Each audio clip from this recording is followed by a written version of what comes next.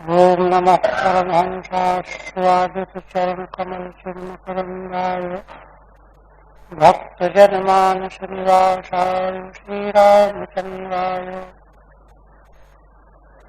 वागीशायस्य वदने लक्ष्मीर्यस्य च वक्षसि यस्यास्ते हृदये संवित्तं सिंहमहं भजे।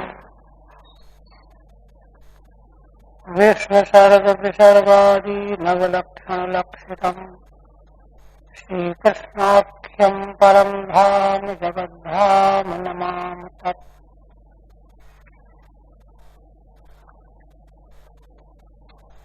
श्रीमद्भागवत के तृतीय स्कंध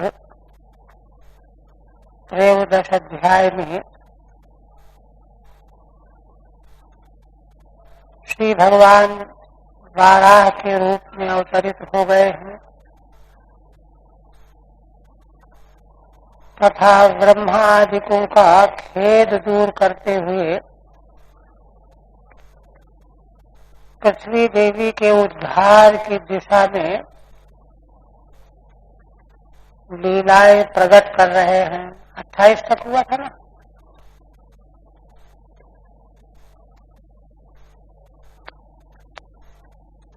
श्री भगवान ने मरीचि आदि ऋषियों के देखते देखते ही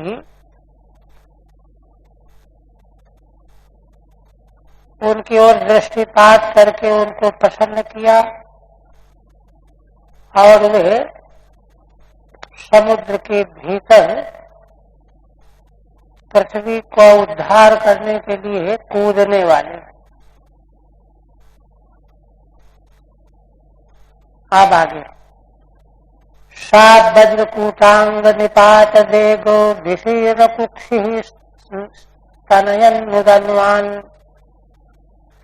उत्सृष्ट दीर्घोर्मि भुजैरिवार्तश्चुक्रोश यज्ञेश्वर पाहि मेति।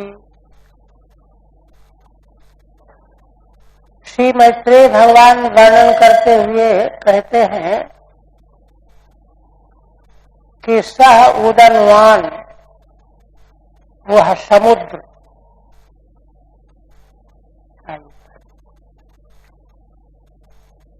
जब भगवान उसके भीतर प्रविष्ट हुए तो वह भगवान से प्रार्थना करने लगा। स्तनयन माने गर्जयन उदनवान, और भगवान से प्रार्थना करने लगा। क्या कहा? आर्तस चुक्रोश, आर्त होकर के अत्यंत व्यग्र दुखी होकर के चिल्ला करके बोला, हे यज्ञेश्वर माम पाहि इति। चुक्रोश यज्ञेश्वर पाहि मेति। उत्प्रेक्षा। श्री भगवान वज्रमय विग्रह से जब उस समुद्र में कूदे तो भगवान के शरीर के वेग से उत्प्रेक्षा है मानो उस समुद्र की कुक्षी विशीर्ण हो गई, फट गई, पेट फट गया। समुद्र का जलाशय ही तो कुक्षी होता है, मानो वह फट गया, दो भाग हो गए जल के।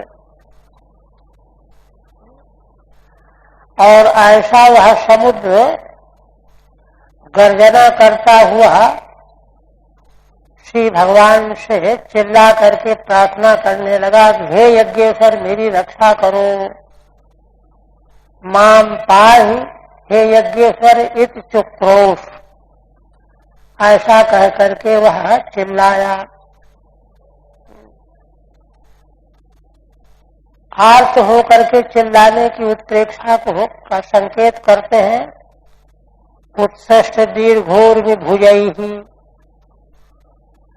भगवान के विग्रह के उसमें कूदने से पानी के फटने से बहुत बड़ी बड़ी लहरें उठने लगी, लहरें बन गई सैकड़ों, और बड़ी ऊंची ऊंची लहरें, दीर्घ लहरें, दीर्घ ऊर्मी। तो उन लहरों में ही उत्प्रेक्षा की जा रही है कि मानो समुद्र जो है अपनी भुजाओं को उठा करके आर्त स्वर में कह रहा है कि हे यज्ञेश्वर मेरी रक्षा करो। दीर्घ लहरें ही मानो उस जलाशय की भुजाएं हैं। उत्सष्ट दीर्घोर्मि भुजैरिवार्ता, प्रगट हुई बनी हुई दीर्घ लंबी लंबी उर्मी रूपी भुजाओं के द्वारा वह उदनवान समुद्र गर्जना करता हुआ चिल्ला करके बोला, हे यज्ञेश्वर माम पाहीति। ऐसा कब? जिस समय वज्रकूटांग निपात वेग विशीर्ण कुक्षि सन। वज्रकूट बने वज्र में पर्वत के समान जिन भगवान बारह के अंग हैं, उन अंगों के द्वारा उसमें कूदने से के वेग से उसकी कुक्षी फट गई। ऐसा वह समुद्र गर्जना करता हुआ लंबी उठी हुई भुजाओं के द्वारा मानो चिल्ला करके कह रहा है कि हे यज्ञेश्वर भगवान मेरी रक्षा करो। ठीक है। तदानीं तन समुद्र ध्वनिमुत्प्रेक्षते। श्री भगवान जब समुद्र में कूद करके पृथ्वी को लाने की लीला करने जा रहे हैं, उस समय समुद्र की ध्वनि के प्रति उत्प्रेक्षा कर रहे हैं। क्या उत्प्रेक्षा है? सा उदन्वान समुद्र आर्त इव। वह उदन्वान महान जलाशय समुद्र आर्त की तरह से, दुखी घबराए हुए की तरह से स्तनयन शब्दम कुर्वन, शब्द करता हुआ मानो रो रहा हो।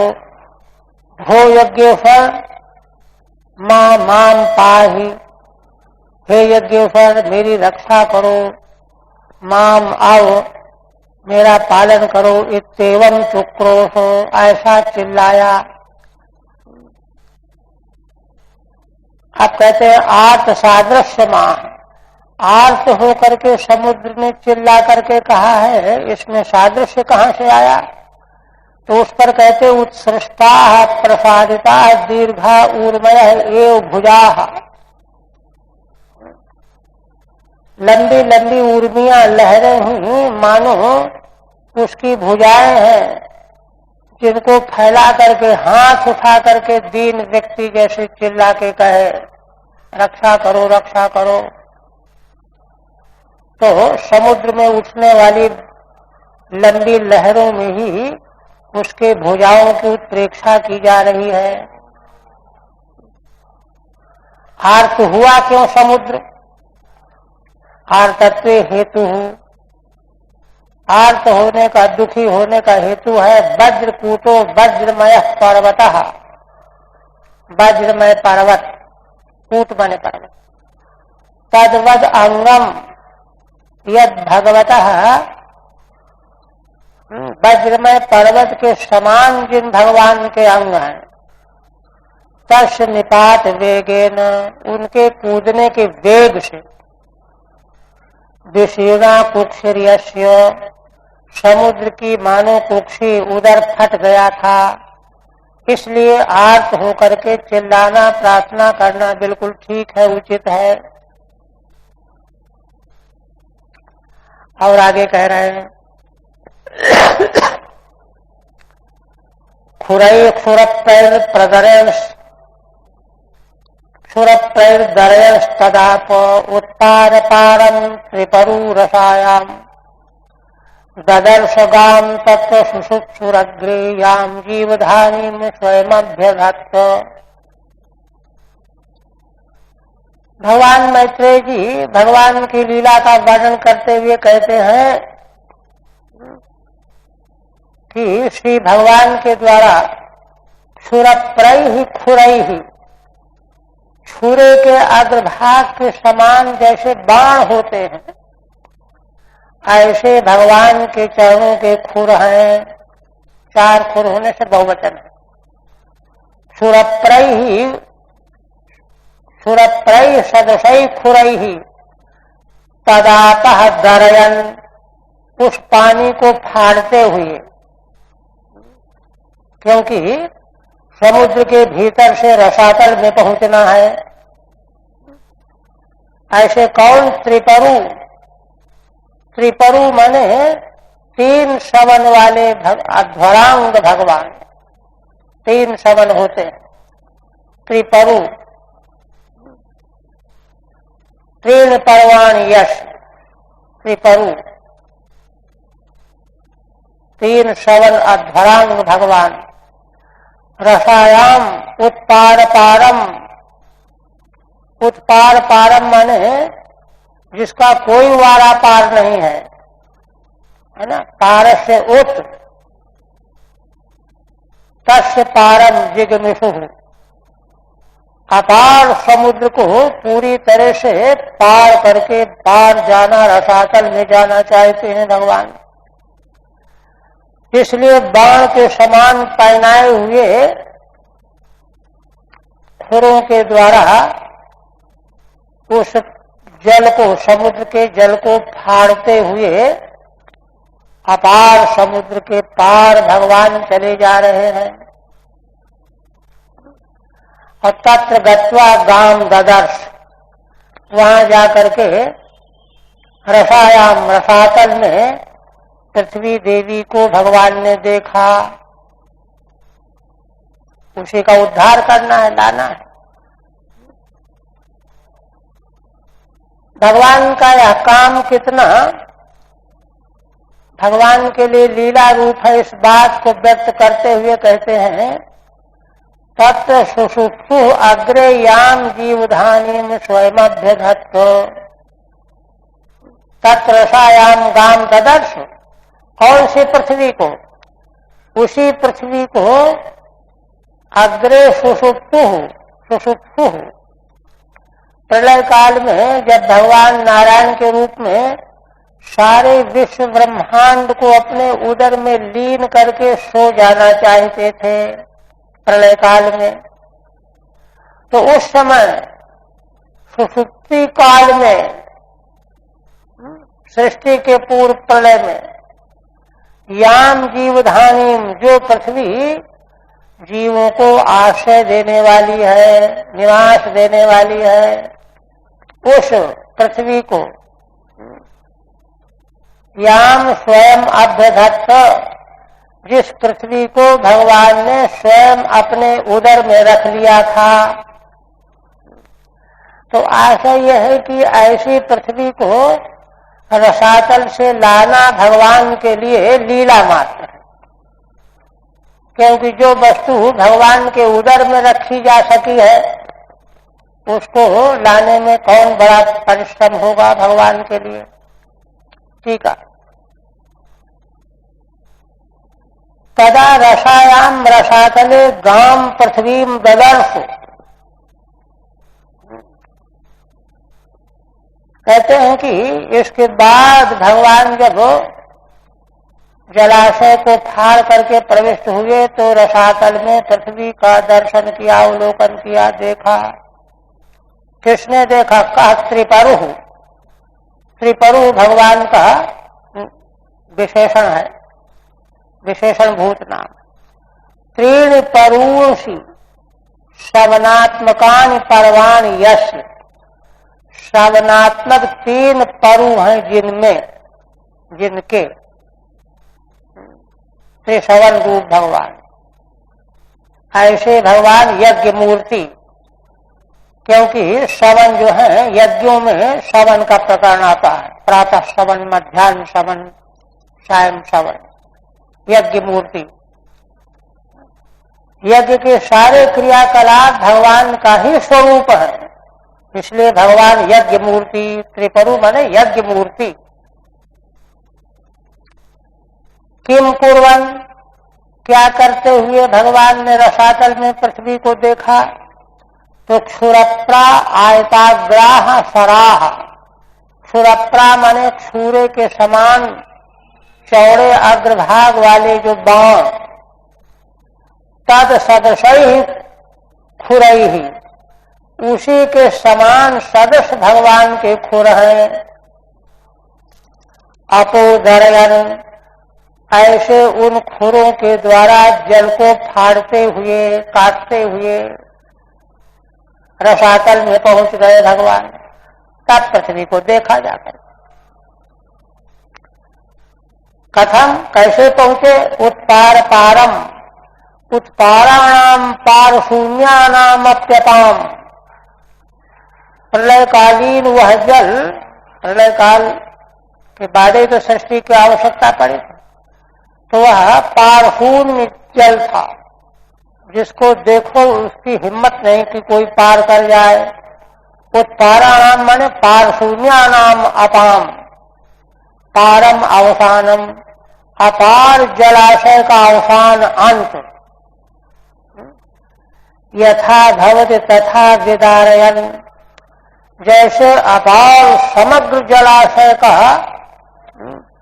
अवसान आ जाए, पूरा जलाशय पार कर लिया जाए, इस प्रकार से उसको अपने बाण के सदस्य पहनाए हुए आयत खुरों के द्वारा फाड़ते हुए भगवान चले जा रहे थे। तीव्र गति से एक क्षण में पहुंच गए। कथम भूतः, अग्रे प्रलय समय तत्र तासु अप्सु सुषुप्सु, अग्रे माने इसके पहले, प्रलय का समय बीत गया अब तो, किंतु प्रलय के समय में अग्रे, तत्र तासु अप्सु, इसी जलाशय में भगवान सोना चाहते थे। शेष शैया पर सोते हैं ना नारायण भगवान, तो शिशैषु, सोने की इच्छा वाले भगवान, सन जीवाधियंते यश्याम, जिस पृथ्वी में सारे जीव स्थित रहते हैं, धारण किए रहते हैं, ताम सर्व जीवाधार भूताम, उस पृथ्वी देवी को सर्व जीवों का आधार भूता जो है, याम स्वयं अभ्यधत्व, जिनको स्वयं भगवान ने अपने उदर में धारण किया, स्थापित किया। आभिमुखे न दधार, है ना, सीधे ही अपने उदर में रख लिया, अभिमुख होकर के समा लिया, लीन कर लिया। जठरे भगवान इत्यर्थ, अर्थात भगवान ने अपने उदर जठर में धारण कर लिया। यह बात इसलिए कह रहे हैं, अनेन तदुद्धरणे अनायासम द्योतयति। मैत्रेय भगवान लीला का वर्णन करते हुए यह व्यक्त कर रहे हैं कि ऐसी उस पृथ्वी के उद्धार करने में भगवान को कोई आशय नहीं, आयास नहीं। अनायासम द्योतयति, कुछ भी नहीं, खेल खेल। आप कहते हैं और भगवान पहुंच करके और अपने दाढ़ों में पृथ्वी को ले करके चल पड़े।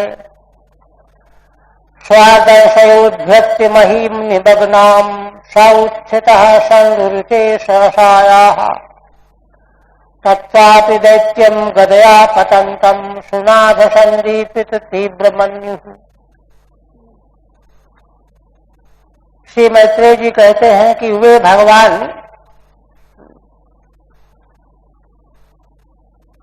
निमग्नाम महीम स्वदर्शया उद्धृत्य, रसातल में डूबी हुई निमग्न पृथ्वी को अपने दाढ़ों से ऊपर उठा लिया और जल के भीतर से बाहर आ गए। सा उत्थिता रसाया, सा उत्थिता, रसातल से भगवान ऊपर आ गए।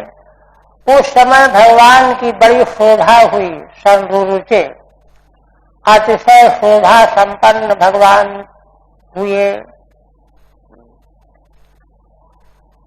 और कहते हैं एक बात भी, घटना भी घटी। तत्सापि दैत्यम गदया पतंतम, उस समय पर भी एक दैत्य हिरणाक्ष नाम वाला गदा लेकर के दौड़ता चला आ रहा था। गदया पतंतम सुनाभ संदीपित तीव्र मन्यु, वह विघ्न करने के लिए जब चला आ रहा था तो उसको देख करके भगवान को क्रोध आ गया। तीव्र मन्यु मूल में कहते हैं सुनाभ माने सुदर्शन चक्र के द्वारा भगवान का क्रोध दीप्त हो गया, तीव्र क्रोध हो गया। भगवान तो क्रोध नहीं करना चाहते थे, किंतु यहाँ भाव यह है कि वह उद्दंड हिरण्याक्ष जो है, भगवान क्या काम कर रहे हैं उस पर गौर नहीं किया। अरे खाली होने के बाद उसको ललकारना चाहिए, लेकिन वह मूर्खता कर रहा था, किंतु भगवान उसकी उपेक्षा कर रहे थे। गर्जने दो गर्जने दो। गर्जने का मतलब ये होता है कि ये सब काम छोड़ करके हमसे लड़ें, लेकिन भगवान उपेक्षा कर रहे थे, लड़ नहीं रहे। तो सुदर्शन चक्र को लगा कि अरे मेरे रहते हुए भगवान जो है चुप क्यों है, आखिर ये है क्या? हिरणाक्ष जो है क्या चीज है, मक्खी मच्छर से ज्यादा थोड़ी है। तो उसके सुदर्शन चक्र के संकल्प को समझ करके भगवान ने क्रोध किया। सुनाभ संदीपित तीव्र मन्यु, स्वयं क्रोध नहीं किया, स्वयं तो भगवान लीला कर रहे थे। आगे तो बड़ा प्रसंग लंबा आएगा। तो और टीका ले लेते हैं पहले। दो श्लोक एक साथ ही यद्यपि कहते हैं तीव्र मन्यु रसाया सकाशादुत्थित संडुरुचे, रसातल के पास से भगवान जब पृथ्वी देवी को अपने दाढ़ों में संभाल करके ऊपर उठे तो भगवान की बड़ी शोभा हो रही थी। तत्राप्यंभस गदाम उद्यम्यागच्छन्तम, वहां एक घटना और घटी। उस जलाशय में गदा हाथ में लिए हुए ऊपर उठाए हुए, ऊपर उठा रखा था कि मैं युद्ध करने आया हूं। यूं गदा लेके कोई जा रहा है तो क्या पता किस लिए जा रहा है, कहां जा रहा है, लेकिन गदा ऊपर उठाए हुए था। आगच्छन्तम रुंधानम, रास्ता रोके हुए है, निकलने नहीं देना चाहता। प्रतिघ्नंतम न सद्य न सह्य, और बार बार जो है गर्जना कर रहा था, सहन करने लायक नहीं था उसका वह व्यवहार। सहना न रहो विक्रमो यश, जिसका बल सहन करने योग्य नहीं है, बड़ा बलवान भी है। तम दैत्यम, उस दैत्य के प्रति सुनाभम चक्रम तद्वत् संदीपित तीव्रो मन्युर्यश, जैसे सुदर्शन चक्र उग्र हो जाता है, इस प्रकार से भगवान में उसके उस व्यवहार को देख करके तीव्र क्रोध आ गया। यहाँ सुदर्शन चक्र से कोई मतलब नहीं है, सुदर्शन चक्र तो उपमा है, दृष्टांत है। किंतु दूसरी व्याख्या में क्या कहते हैं श्रीधर स्वामी, यद्वा, अथवा दूसरी व्याख्या मई विद्यमाने किमिज परिभवम सहसे। सुदर्शन चक्र के मन में बात आई कि अरे जब मैं मौजूद हूं तो भगवान जो है इस दुष्ट का तिरस्कार क्यों सहन कर रहे हैं, ना सहन करो। यह संकल्प जब सुदर्शन चक्र ने किया, भगवान समझ गए, वो तो अंतर्यामी है। इत सुनाधेर संदीपित तीव्र मन्यु, तो उसके संकल्प को विचार करके भगवान को क्रोध आया, तीव्र मन्यु पैदा हुआ। सा भगवान सिंहो गजमिव लीलया जघान इत्युत्तरेणान्वया,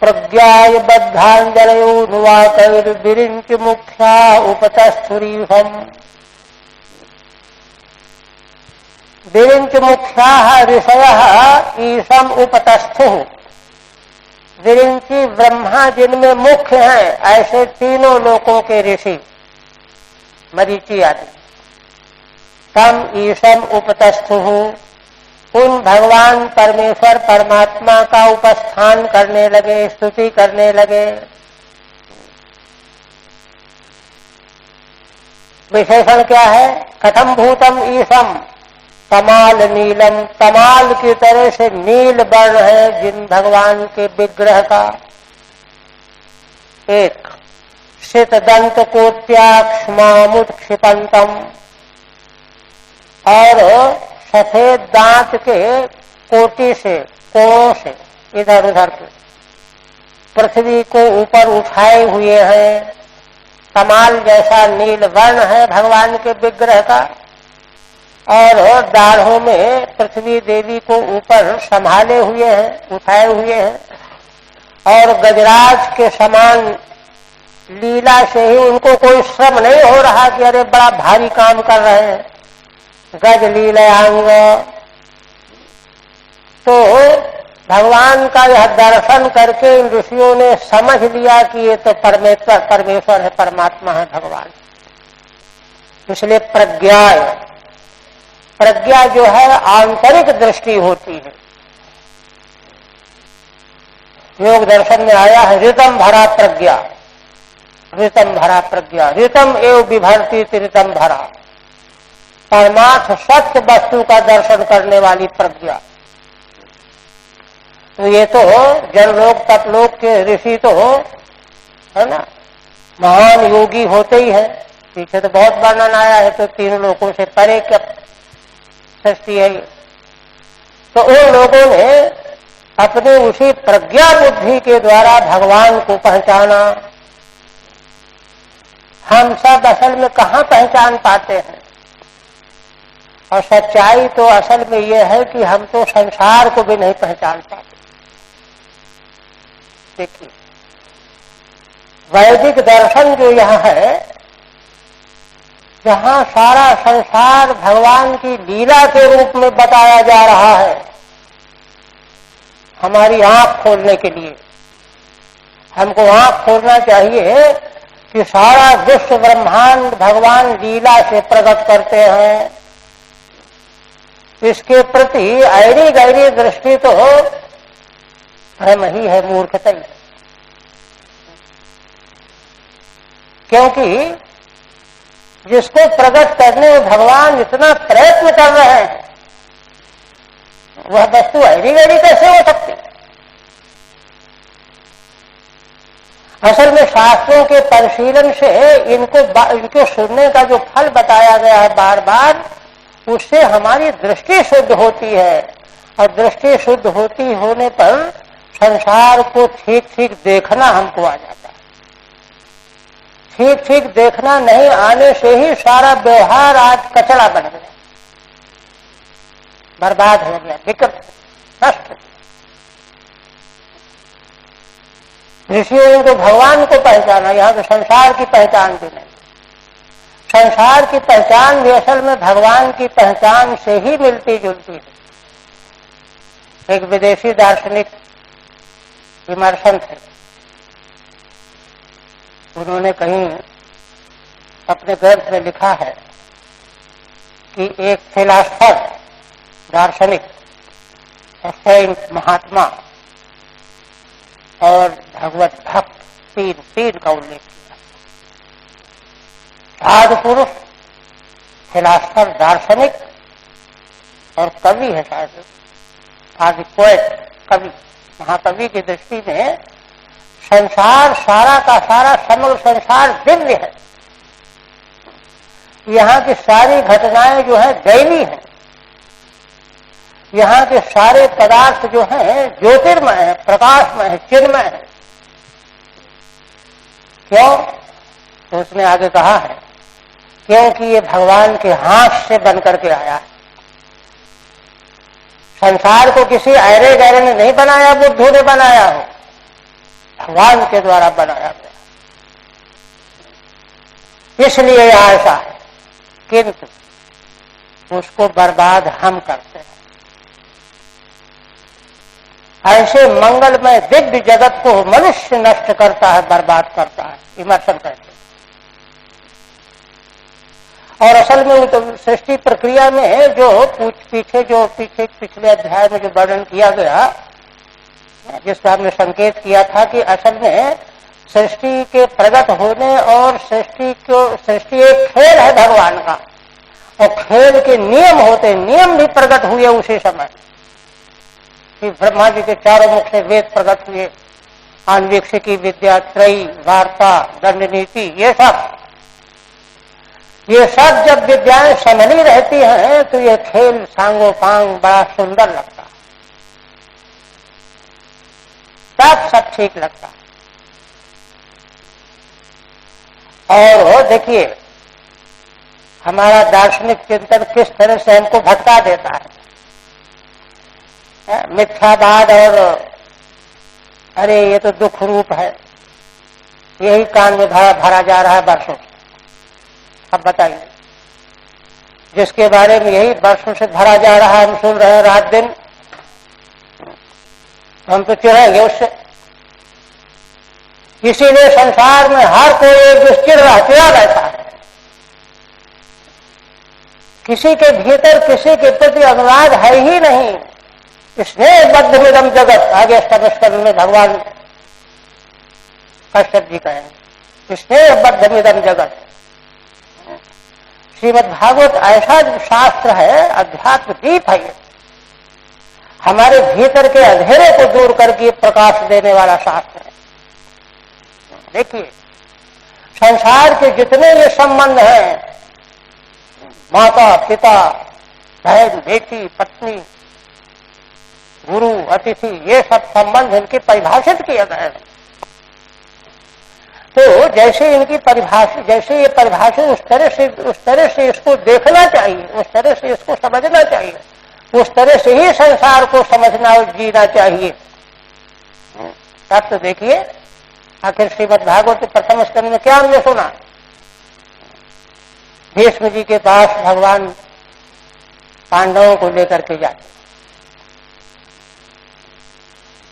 पांडवों ने जाकर के भीष्म जी के चरणों में सिर रख करके प्रणाम किया, भगवान ने प्रणाम किया, तो मूल में आया। देखिए श्रीमद् भागवत जैसा शास्त्र तो न भूतो न भविष्य। हमारी बीमारी कहाँ है, हम औषधि कहीं और कर रहे हैं।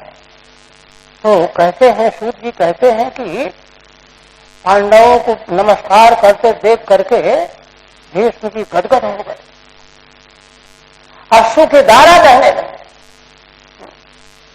मैंने जिनके बारे में कहा गया है कि विश्व में दूसरा कोई पुरुष नहीं था उनके मुकाबले का, आज वह व्यक्ति प्रेम में रो रहा है। जो अपने सदों के प्रति नहीं रोएगा वो भगवान के लिए क्या रोएगा। ये संसार हमको प्रेम में चरा भोर करके रोने की शिक्षा देता है, रोना आवे तो सही। लेकिन आदमी है जब उसका बिगड़ जाता है मामला तो रुपए के लिए रोएगा और के लिए रोएगा, प्रेम के लिए नहीं रोएगा। और वहां उन्होंने अपने उद्गार व्यक्त किए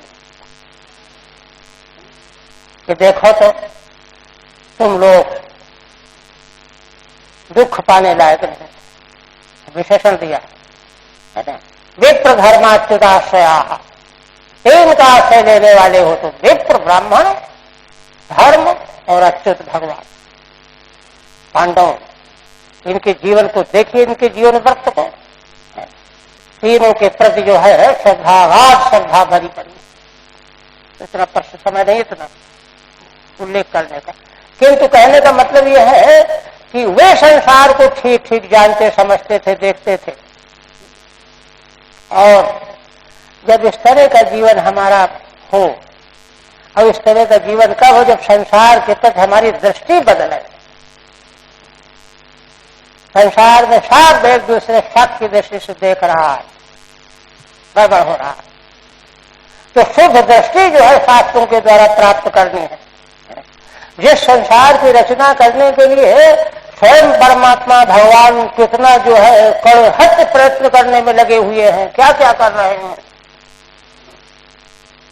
ऋषि लोग जिनकी स्तुति कर रहे हैं, ब्रह्मा जी बेचैन है सृष्टि कैसे बढ़े, उबे हुए हैं, दुखी हो रहे हैं, उद्विग्न हो रहे हैं। उस सृष्टि के संबंध में दृष्टिकोण शुद्ध होना चाहिए। दृष्टिकोण शुद्ध नहीं होने पर, क्योंकि देखिए विश्व ब्रह्मांड जो है ये परमात्मा का भी व्यंजक संस्थान है। हमारे महाराज शंकराचार्य महाराज कहते हैं ना, अभिव्यंजक संस्थान, परमात्मा का भी व्यंजक संस्थान है संसार। तो मैंने बताइए, जिसके द्वारा परमात्मा अभिव्यक्त हो रहा है उसके प्रति मूर्खतापूर्ण दृष्टि रखनी चाहिए क्या? और देखिए वेदांत पंचदशी में इसीलिए द्वैत विवेक प्रकरण में कहा गया है कि ईश्वर कृत दृष्टि तो दिव्य है, चिन्मयी है, वहां तो कोई दोष विकार है ही नहीं। या तो हमारा बनाया हुआ जो द्वैत है, जीव कृत द्वैत, वही हमको रुला रहा है, दुख दे रहा है। इसलिए अपने भीतर का जो कि सृष्टि जो है उसको कोसना है। हमारी बुद्धि खराब है, संसार खराब नहीं। तो इसलिए फिर कभी अभी थोड़ा सा चलाइए। तो कहते हैं कि प्रज्ञाय बद्धांजलियो नुवाकई ही, भगवान को पहचान लिया ऋषियों ने, ब्रह्मादि को, और हाथ जोड़ करके बद्धांजलय, हाथ जोड़ा ब्रह्मादिकों ने, और अनुवाकई ही ईशम उपतस्थु। अनुवाक माने वैदिक स्तोत्र,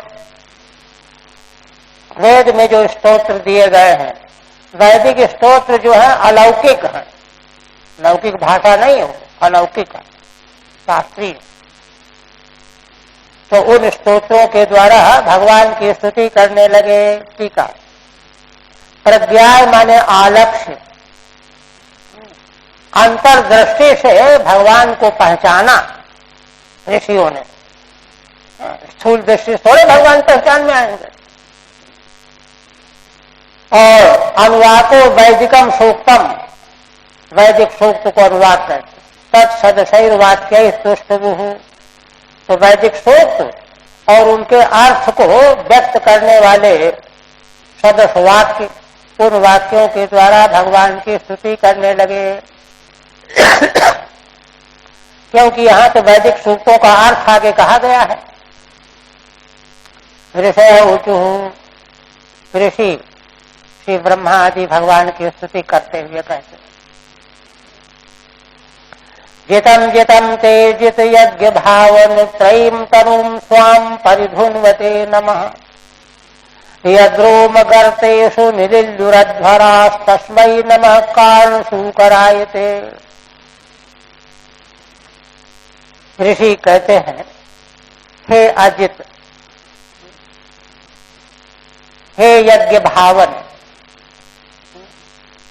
जितम जितम,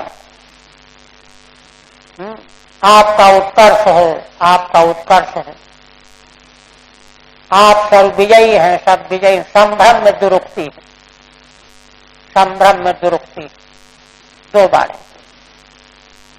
यज्ञ भावन माने यज्ञों के आप आधार हैं।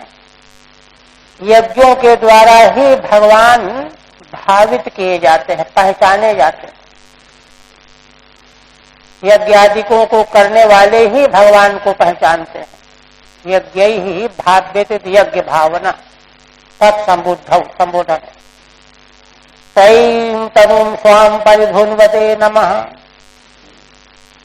आप अपनी इस तनु को, शरीर को, है ना, त्रयीम तनुम, जो वेदत्रयी रूप है, ऋक् यजु साम, वेदत्रयी मई आपकी जो तनु है, शरीर है, वेदमयी है, जिसका आप परिधुन्वन कर रहे हैं, हिला रहे हैं, कपा रहे हैं।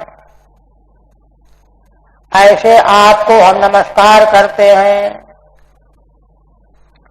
और यद्रोमगर्तेषु निलिल्लुरध्वराः तस्मै नमः कारण सूकरायते। हे भगवान, आपके इस तनु शरीर के रोम गर्तों में, रोम छिद्रों में अध्वराः निलिल्युः सारे वैदिक यज्ञ लीन पड़े हुए हैं, छिपे हुए हैं, है ना। ऐसे आप सर्व अध्वरात्मक हैं। तस्मै नमः कारण सूकरायते। ऐसे आप जो बहुत बड़े महत्वपूर्ण आवश्यकता के लिए सूकर बन करके आए हुए हैं, प्रकट हुए हैं। कारणात् पृथ्वी के उद्धार के कारण से, क्योंकि कोई उपाय नहीं था और तो किसी के बस का नहीं था, इसलिए आपने प्रयोजन सिद्धि के लिए, पृथ्वी के उद्धार के लिए आपने जो यह स्वरूप प्रकट किया है, धारण किया है, हम इसको नमस्कार करते हैं। ठीक है। भो अजित, अजित माने जिनको कोई न जीत सके।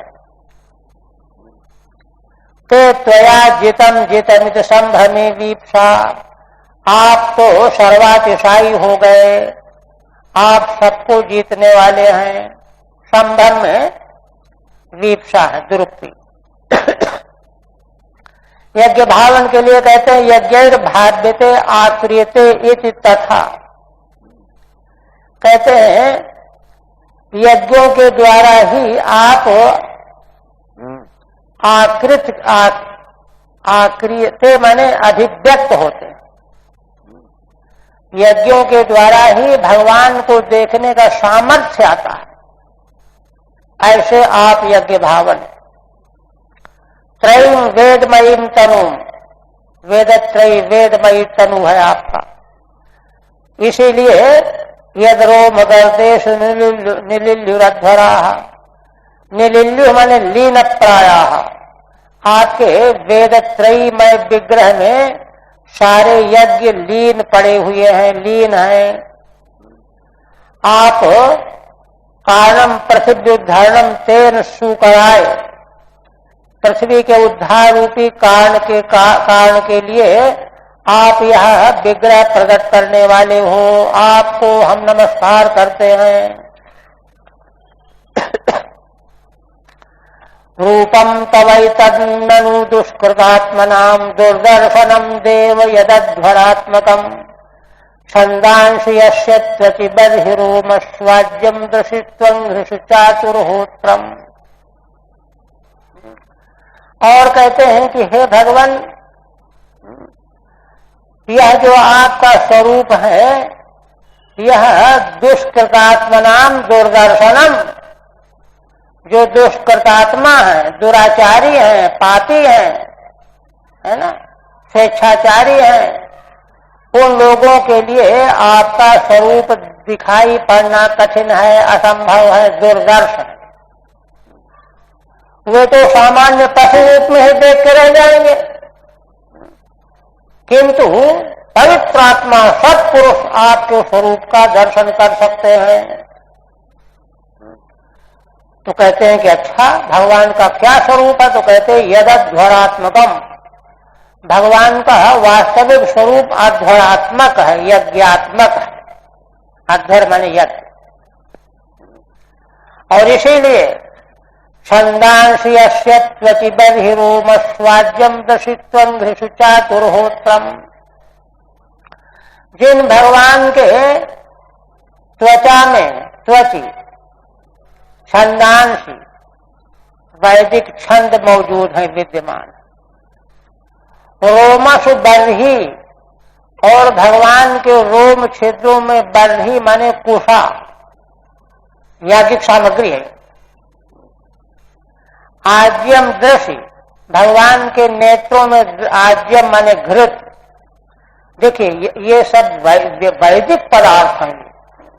दूसरे स्कंद में आ चुका है कि ब्रह्मा जी ने नारद जी को उनके प्रश्न के उत्तर में जब सृष्टि प्रक्रिया की चर्चा की, तो वहां उन्होंने बताया कि वत्स नारद, भगवान के अलावा मुझे और कुछ भी नहीं दिखाई दिया उस समय।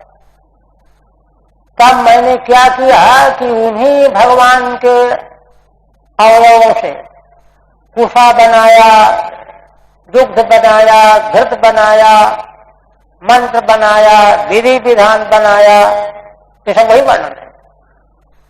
और फिर मैंने स्वयं उस विधि विधान के अनुसार उन्हीं भगवान की पूजा की, उन्हीं भगवान के अंगों से सामग्री तैयार की, सब कुछ उन्हीं की पूजा की। तुदीयम वस्तु गोविंद तुभ में वो समर्पण। फिर आगे परंपरा बताई गई। ये है कर्मकांड की वैदिक दृष्टि। और कहते हैं आज्यम दृशित्वम हृषु चातुर्होत्रम। हे भगवान, आपके चारों चरणों में चातुर्होत्र कर्म, चार ऋतुजों के द्वारा होता, अध्वर्यु, उद्गाता और ब्रह्मा, चार के द्वारा होने वाला याज्ञिक कृत्य चातुर्होत्र कर्म कहलाता है। तो चातुर्होत्र कर्म क्या है? आपके चारों चरण है ना। अंघ्रिषु चातुर्होत्रम, आपके चरणों में चातुर्होत्र जो वैदिक कर्म है वह मौजूद है, विद्यमान है। ठीक है। कहते हैं यज्ञात्मताम प्रपंचयंतः, भगवान का विग्रह यज्ञात्मक है। यज्ञात्मक भगवान के विग्रह का स्मरण करने से पापों का नाश होता है। प्रपंचयंत स्तुवंती, स्तुति करते हैं 4 श्लोकों से। रूपम इत्यादि चतुर्भी, 4 श्लोकों से यज्ञमय भगवान के स्वरूप का निरूपण करते हैं ऋषि लोग। अब ब्रह्मा आदि जो निरूपण करेंगे वो तो यथार्थ ही है। छंदांश गायत्री आदि ने, गायत्री त्रिष्टुप जगती अनुष्टुप 7 जो छंद है, ये भगवान की त्वचा में है। यज्ञांग भूत छंद आद्य अनुवादेन, और असल में छंद आदि भी यज्ञ के अंग है ना। देखिए ना, जब विनियोग करते हैं तो विनियोग में जिस मंत्र का प्रयोग करना होता है उसका ऋषि कौन है, छंद कौन है ना। किस काम के लिए विनियोग करना है, किस ऋषि ने उस मंत्र का दर्शन किया है, सब उच्चारण करना होता है। यह सब मिला करके तब उसमें शक्ति आती, शक्त्याधान होता है, अलौकिक करते हैं ये सब। तो वही कह रहे हैं कि छंद आद्य अनुवादेन, छंद आदि का अनुवाद करके जो है भागवत अवयवता विधीयते। देखिए श्रीधर स्वामी का कहना यह है कि यज्ञ जो हम रोज करते हैं या जब कभी करते हैं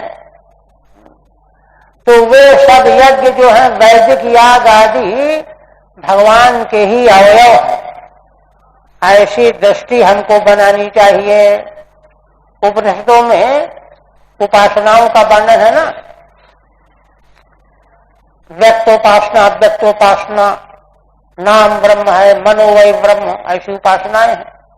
तो उसी प्रकार से यहाँ यज्ञ के अवयव में भगवदंग की भावना करना जो है उपासना है। वह यज्ञ जो है, यज्ञ कर्म जो है उत्कृष्ट हो जाएगा। भगवद अवयवता विधीयते। बर्ही शब्द दीर्घा भाव, बर्ही चाहिए, क्योंकि आगे रोम है ना, बर्ही में तो जो है धड़ों पर पूर्व दीर्घोणा करके दीर्घ हो जाना चाहिए, विसर्ग लोप हुआ है रेख का। तो कहते हैं दीर्घा भाव आर्ष प्रयोग है, इसलिए दीर्घ नहीं हुआ, दीर्घ होना चाहिए। दृश्य माने चक्षुषी, चक्षु में, भगवान के चक्षु में घृत है। चातुर्होत्रम, होत्रादि कर्म चतुष्टयम, होत्रादि होता, ध्वरि, उद्गाता, ब्रह्मा, प्रायश्चित कर्म के नियामक, ये चारों प्रकार का जो वैदिक कर्म चातुर्होत्र कर्म कहा जाता है वह भगवान के चरणों में स्थित है। माने उस कर्म में भगवान के चरणों की भावना करनी चाहिए, उपासना करनी चाहिए। और कहते हैं श्रुकुंड आशित श्रुव ईश नाशयोरिडोदरे चमसाः कर्णरंध्रे प्राशित्रमास्ये ग्रसने ग्रहास्तु ते यच्चर्वणं ते भगवन्नग्निहोत्रम्। कहते हैं कि भगवान के तुंड में सुख यज्ञिक पात्र है, और श्रुव ईश नाशयो है, और श्रुवा भगवान के नासा छिद्रों में, उदर में ईडा यज्ञ का पदार्थ ईडा, चमसा कर्णरंध्रे और कर्ण छिद्रों में चमस, प्राशित्र मास्ये भगवान के मुखार बिंद में प्राशित्र भक्षणीय वस्तु, ग्रसने ग्रहास्तु और जो ग्रास ग्रहण करते हैं उसमें ग्रह है ना, ते यच्चर्वणं ते भगवन् अग्निहोत्रम, और जो आपका चबाना है, खाना पीना चबाना, तो यह अग्निहोत्र है। ये कह रहे हैं। ठीक है। शोक जुहुस तुंडे मुखाग्रे, शोक माने जुहू नाम का पदार्थ, भगवान के तुंड माने मुखाग्र भाग में, और सुहा नासिकयोः नासा छिद्रों में सुआ, भक्षण पात्री ईड़ा भगवान के उदर में, चमसा ग्रहाश्च सोम पात्राणि, चमसा ग्रहा सोम पात्र, प्राशित्रम ब्रह्म भाग पात्रम, प्राशित्र कहते हैं ब्रह्मा को जो पात्र दिया जाता है चावल वगैरह रख करके, ग्रसते अनेनेत ग्रसनम मुखांतरवर्ती छिद्रम, ग्रसन कहते हैं मुखांतरवर्ती छिद्र, क्रिया परक नहीं है, कर्म प्रत्यय है, लिट प्रत्यय। चर्वणम भक्षणम, भगवान का जो चर्वण है भक्षण है वही अग्निहोत्र है। और कहते हैं दीक्षानुजन्मोपसद शिरोधरम त्वं प्रायणीयो दयनीय दंशः, जिह्वा प्रवर्गस्तव शीर्षकम कृतो श्रद्धावसत्यम चितयो समोहिते। देखिए श्रीमद् भागवत वेद रूपी कल्पतरु का फल है, इसलिए पूर्व मीमांसा शास्त्र में जिनकी विवेचना है यज्ञ आदि प्रकरणों में उन सब पदार्थों का भगवान के तत्त अंग के रूप में निरूपण किया जा रहा है। दीक्षा अनुजन्मोपसद, अनुजन्म भगवान बार बार प्रकट होते हैं ना संसार की रक्षा करने के लिए, दुष्टों को संहार करने के लिए, तो यह मानो भगवान का बार बार जन्म लेना ही दीक्षा है। महाराज भरत ने, दुष्यंत पुत्र भरत ने कितने यज्ञ किए, तो जब यज्ञ करेंगे तो दीक्षा लेनी पड़ती है ना। तो उसी प्रकार से मानो 24 अवतार या 20 अवतार जितने भी अवतार भगवान लेते हैं वही दीक्षा। उपसदा शिरोधरम, और शिरोधर माने कंठ गला, उपसद है। त्वं प्रायणीयो दैनीय दंशः, प्रायणी और उदयनी आरंभ और अंत के जो पदार्थ हैं याज्ञिक, व्याख्या करेंगे सीधा करेंगे, ये भगवान की दाढ़ें हैं। जिह्वा प्रवर्गस्तव शीर्षकम कृतो हो, और आपकी जिह्वा जो है प्रवर्ग कर्म है, और स्तव शीर्षकम कृतो हो, और स्तव जो है यज्ञ का वह आपका सिर है। कृतो श्रद्धावसत्यम चितयो समोहिते, श्रद्ध और आवसत्य अग्नि का जब अवस्थापन के पूर्व स्मरण किया जाता है, और आवसत्य माने जब अग्नि की पूजा की जाती है, दोनों अलग अलग है, याज्ञिक भी है। चितयो असवोहिते, और हे भगवान, आपके जो प्राण हैं ये अग्नि की चीटियां हैं, चीटियां। ठीक है। दीक्षा दीक्षणीया इष्टि ही, दीक्षणीया इष्टि क्या है? आपका बार बार जन्म लेना। अनुजन्म ने बारम अभिव्यक्ति ही, भगवान बार बार अभिव्यक्त होते हैं, बार बार अभिव्यक्त होते हैं। इसीलिए यज्ञ में बार बार, जितने बार यज्ञ करो दीक्षा लेनी होती। उपसद तीसरा इष्टया, 3 ईंटें उपसद यज्ञ में प्रयोग की जाती है, उनका स्थान विशेष नियत होता है शास्त्र दृष्टि से। शिरोधर्म माने ग्रीवा, प्रायणीया दीक्षा अनंतरेष्टि ही, प्रायणीया दीक्षा, दीक्षा के बाद जो इष्टि कर्म किया जाता है उसको प्रायणीया कहते हैं। पहले दीक्षा तब प्रायणीया इष्टि है। उदयनीया ये समाप्ति की इष्टि है, समाप्ति इष्टि ही। और ते एव दंष्टे, ये कौन कौन है अंतरेष्टि और समाप्ति इष्टि? ते एव दंष्टे यश्यो, ये दोनों आपकी दाढ़े हैं। प्रवर्ग्यो महावीर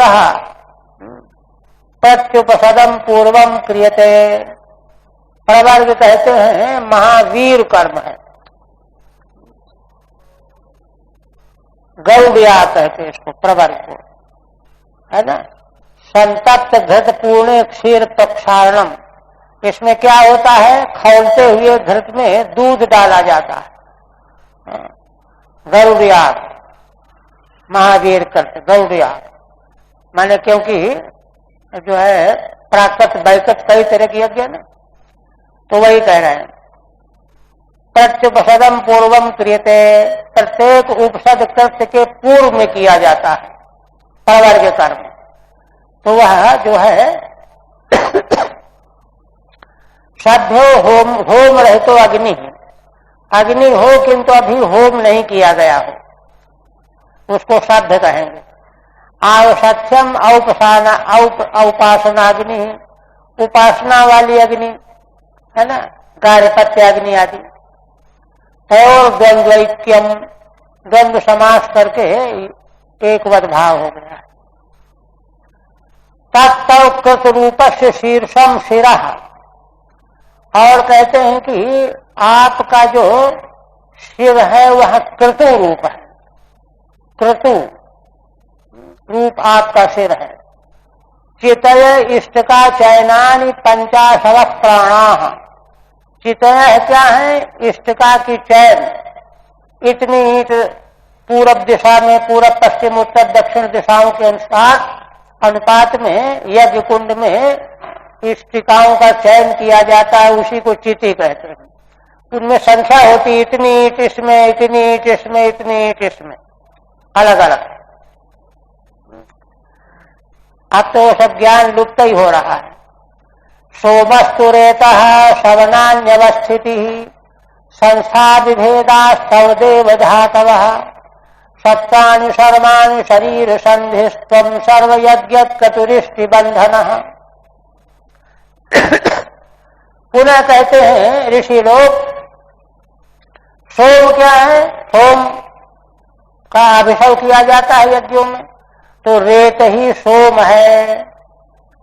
और सवन क्या है? आपकी अवस्थिति, भगवान जब बैठे होते हैं या लेटे होते हैं वही सवन है। जिस अवस्था में भगवान मौजूद होते वही सवन है। प्रातः सवन, मध्याह्न सवन, सायं सवन। संसा विभेदा सौदेव धातवः, हे देव आपके जो धातुएं हैं, विग्रह की, बपू की, त्वचा आदि, ये संस्था विभेद हैं। संस्था विभेद माने तत्त जाति के यज्ञों के नाम भेद। सत्रानि सर्वाणि शरीर संधि, और हे भगवान सारे सत्र आपके शरीर की संधि स्थान है। माने सारे सत्रों में भगवान के शरीर की संधि की उपासना करनी चाहिए। त्वं सर्वयज्ञ क्रतुरिष्टि बंधनः, हे भगवान आप संपूर्ण यज्ञ और क्रतु यज्ञ और क्रतु दो अलग अलग भी हैं। असोमका यज्ञ ससोमका क्रतव है ना। इष्टि और बंधन यह सब आप ही हैं, माने समस्त यज्ञ समस्त क्रतुओं की इष्टि के बंधन आप हैं। ठीक है। प्रातः सवनादीन अवस्थिति आसनम बाल्याद्यवस्था वा।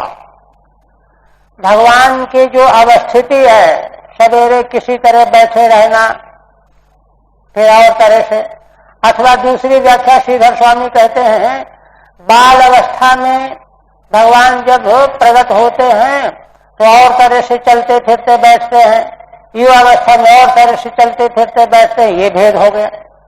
तो ये जो है तीनों सवन हो गए। भगवान का अवस्थित होना ही तीनों सवन है। इसी तरह से भगवान के विग्रह की जो 7 धातुएं हैं वे संज्ञाएं हैं। कौन कौन? अग्निष्टोम 1, अत्यग्निष्टोम 2, ओक्ष 3, षोडशी 4, वाजपेय 5, चित्रात्र 6, आप्तोर्याम 7। इत सप्त संस्थादि भेदा है ना। त्वंग मासादि सप्त धातव, त्वचा मांस रुधिर मज्जा अस्थि, ये जो 7 धातुएं हैं वे ही ये 7 हैं। सत्रान द्वादशाहादीनी, सत्र 12 दिन में होने वाले, पक्ष में होने वाले, चातुर्मास आदि। बहुयाग संघात रूपाणी, सत्र जो है जिनमें बहुत से यज्ञों का संघात रूप होता है। एक दूसरी बात, यज्ञ और क्रतु को कहते हैं असोमाह यज्ञाः। यज्ञ उनको कहते हैं जहां सोम लता का प्रयोग न हो, ससोमाह क्रतवः। और सोम का प्रयोग जिसमें होगा वो क्रतु कहा जाएगा। तद रूपस्त्वम, ऐसे आप उभय रूप हो, यज्ञ रूप भी हो क्रतु रूप भी हो। इष्टि यजन अनुष्ठानम, इष्टि रूप भी आप ही हो, यजन रूप अनुष्ठान रूप। तदेव बंधनम यशसः, और यह यजन ही आपका बंधन है, माने भगवान को प्राप्त कराने वाला है। आप आगे कहते हैं नमो नमस्ते खिल मंत्र देवता द्रव्याय सर्वकृतवे क्रियात्मने वैराग्य भक्त्यात्म जयानुभावित ज्ञानाय विद्या गुरवे नमो नमः। देखिए यहां पर भगवान के स्वरूप अन्य टीकाकारों ने, जैसे कौन चक्रवर्ती हैं वो, विश्वनाथ चक्रवर्ती आदि को ने यहां व्याख्यान में कहा है कि भगवान सर्व यज्ञमय विग्रह वाले हैं। तो अभी तो तत्त यज्ञ क्रियाकलाप के द्वारा जो पूर्व मीमांसा का जो वेद भाग है तद रूपता भगवान के स्वरूप को बताई गई ना। किंतु इतना थोड़ा, भगवान तो सर्वरूप है, तो सर्वरूप होने पर उसी को आगे कहने जा रहे हैं। नमो नमस्ते खिल मंत्र देवता, हे भगवान आपको हम नमस्कार करते हैं। आप समग्र मंत्र देवता द्रव्य, सारे मंत्र आप हैं, देवता आप हैं, द्रव्य आप हैं। सर्व कर्तव्य क्रियात्मने, सभी कर्तु और क्रियाकलाप सब आपकी ही आत्मा है, आपका ही स्वरूप है। ये पूर्व कांड हो गया। इसी प्रकार से उत्तरकांड वैराग्य भक्त्यात्म जयानुभावित ज्ञानाय विद्या गुरवे नमो नमः। वैराग्य, देखिए पूर्व कांड वैदिक सदाचार का पालन करेंगे तब वैराग्य आएगा, और वैराग्य जब आ जाएगा तो भगवान के प्रति भक्ति प्रेम आ जाएगा, और भगवान के प्रति भक्ति प्रेम आ जाएगा तो आत्मजय माने अंतःकरण हमारे बस में हो जाएगा। अब हम अंतःकरण के गुलाम नहीं रहेंगे। आत्मजयानुभावित, और इस प्रकार के अनुभव से प्राप्त होने वाला ज्ञान वह भी आप हैं। और यह ज्ञान जिन लोगों के, जिन गुरुओं के द्वारा दिया जाता है वह गुरु रूप भी आप ही हैं। इन सारे साधन का उपदेश करने वाले जो विद्या गुरु हैं वे भी आप ही हैं, क्योंकि आपके अलावा और कौन विद्या का उपदेश करेगा, ये तो बार बार कहा जाता है। ऐसे आप ओम नमस्कार करते हैं। टीका पूर्वोक्तमेव सपरिकरम कीर्तयन्तः प्रणमन्ति, जो पहले पूर्व कांड में भगवत स्वरूप का प्रतिपादन किया गया है उसका कथन करते हुए प्रणाम करते हैं ऋषि लोग।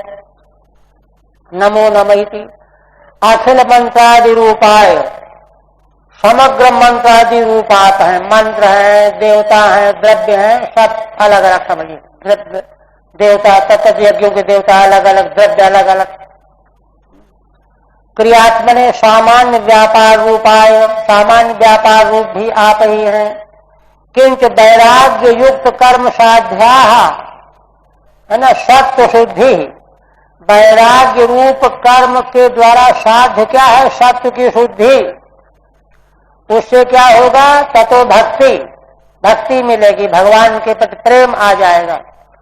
ततो आत्मजय, और उससे अब हम अपने मन के अधीन नहीं रहेंगे, मन पर हमारा अधिकार हो जाएगा, आत्मजय हो जाएगा।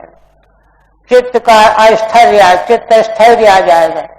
तेनानुभावितम साक्षात्कृतम यज्ञानम, इतना जब हो जाए तब जब अनुभव होगा साक्षात्कार, वह ज्ञान कहा जाता है।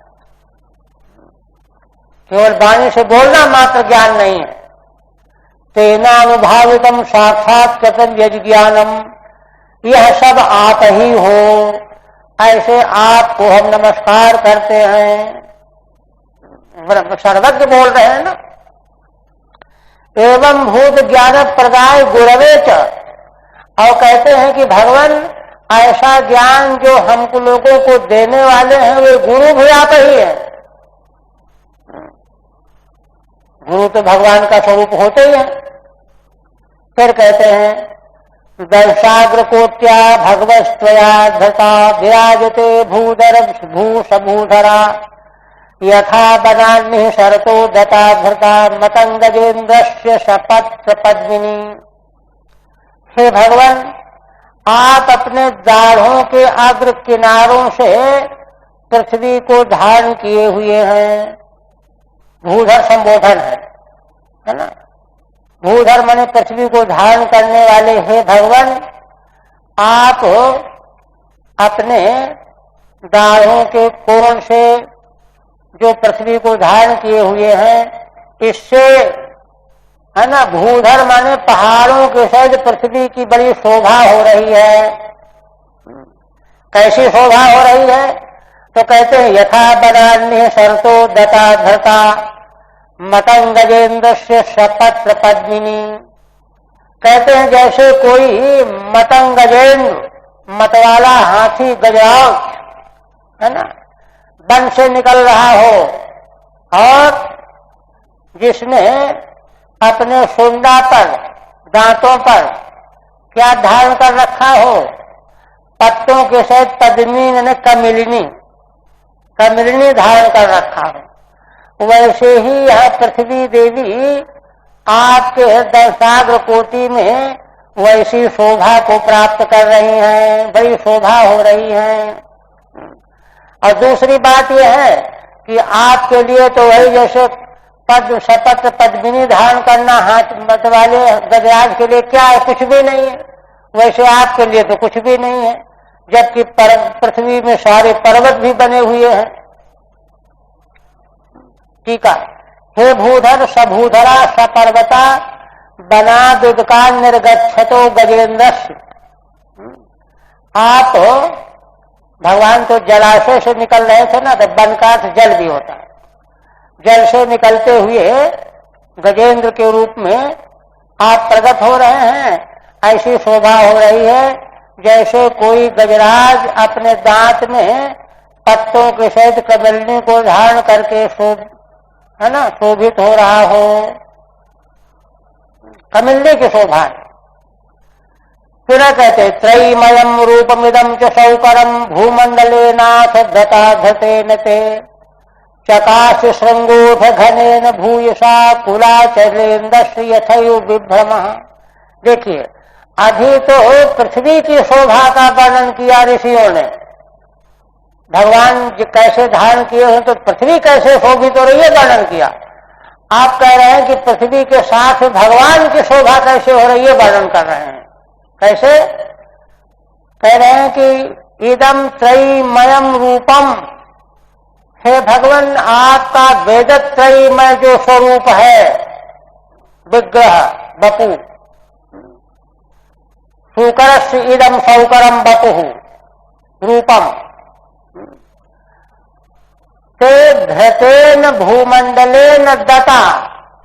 हे नाथ, संबोधन है, आप भूमंडल को दांत के द्वारा धारण किए हुए हैं। तो भूमंडल पृथ्वी मंडल को दांत के द्वारा धारण करने से आपका जो यह सौकर रूप बपु है वेदत्रयीमय, यह कैसे शोभित हो रहा है। श्रृंगोध घनेन भूयसा, जैसे कुलाचलेन्द्रस्य, कुलाचल पर्वत का कोई शिखर, जिसके शिखर में है ना बादल छाए हुए हों। श्रृंगोध घनेन कुलाचलेन्द्रस्य भूषा श्रृंगोध घनेन यथा चकास्ति, जैसे कुलाचल पर्वत का शिखर है ना, जिस शिखर के ऊपर सघन बादल छाए हुए हों तो उससे वह शिखर शोभित होता है। ऐसे ही भूमंडल आपके दांतों पर धारण किया हुआ है, इससे आपके विग्रह की स्वरूप की कुलाचलेन्द्र पर्वत के शिखर के समान शोभा हो रही है। यथैव विभ्रमः, पर्वत के शिखर पर जैसे बादलों के द्वारा शोभा का विभ्रम होता है, ऐसे आपकी शोभा हो रही है। ठीक है। त्वया धृता भूर विराजते इत्युक्तम। श्रीधर स्वामी कहते हैं कि पिछले श्लोक में आपने जिस पृथ्वी को धारण कर रखा है उसकी बड़ी शोभा हो रही है। कैसी शोभा हो रही है तो कह दिया, इदानीम भूमंडलेन त्वद्रूपम विराजते।